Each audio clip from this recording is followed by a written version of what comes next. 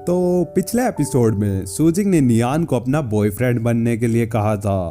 फिर मैं उसे अपने रूम में ले गई थी और उसे एडवांस मेज के कपड़े पहनने के लिए दिए थे। इस एपिसोड की शुरुआत में सूजिंग रूम के बाहर इंतजार कर रही होती है और नियान अंदर कपड़े बदल रहा था। फिर नियान बाहर आता है तो सूजिंग उसे देखकर शर्मा जाती है और सोचती है कि कितना हैंडसम लग रहा है। वह कहती है, तुम ठीक ठाक दिख रहे हो, पर पार्टी में ज्यादा मत बोलना और मैं जो कहूँ वही करना। नियान पूछता है, पार्टी तो शाम को शुरू होगी, तब तक मैं क्या करूँ? फिर जिंग कहती है, अभी तो बहुत से काम बाकी है और पूछती है, क्या तुम्हें डांस आता है? उसके बाद वह उसे डांस सिखाने लगती है।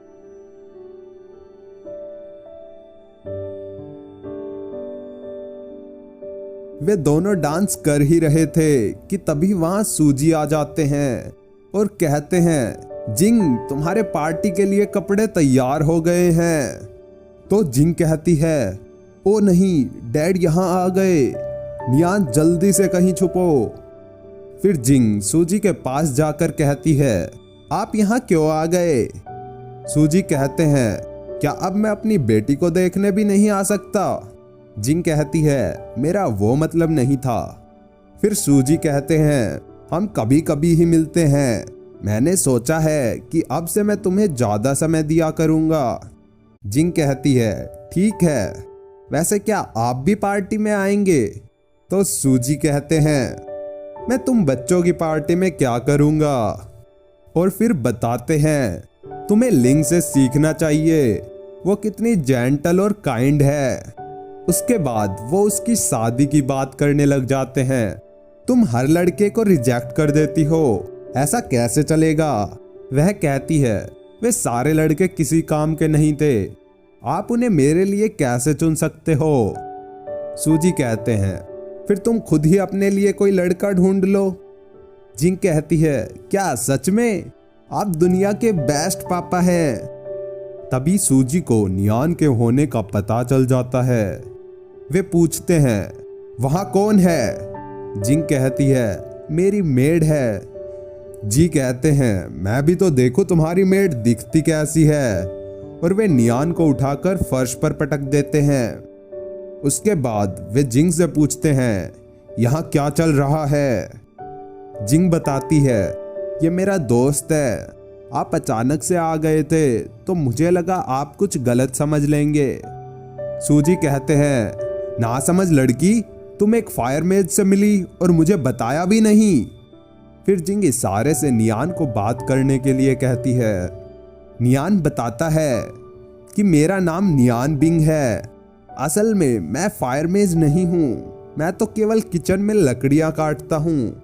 जिंग कहती है, चुप हो जाओ, और सूजी उसे बाहर भेज देते हैं और जिंग से पूरी बात पूछते हैं।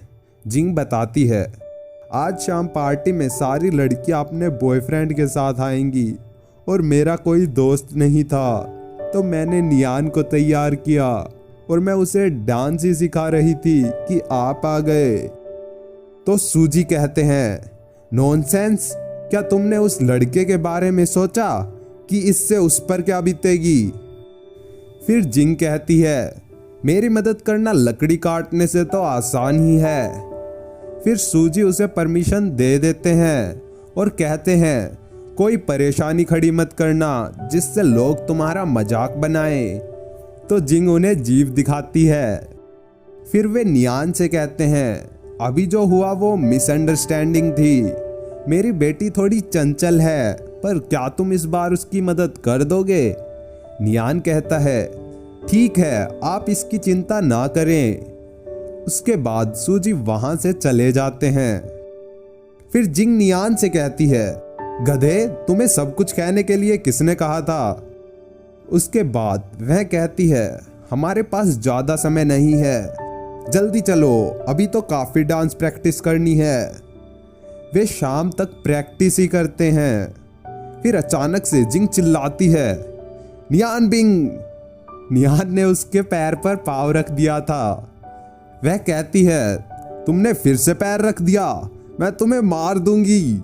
क्या तुम्हें छोटी सी चीज समझ में नहीं आती?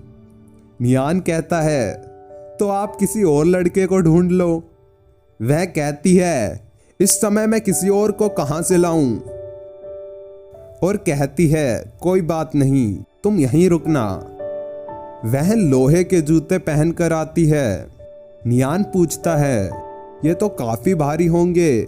तब जिंग कहती है, इनका वजन 15 किलो से भी ज्यादा है, पर फिर भी तुम्हारे पाँव रखने से तो ठीक है। वह कहती है, चलो अब फिर से प्रैक्टिस करते हैं, और अब की बार ध्यान रखना। उसके बाद वे फिर से डांस करने लगते हैं।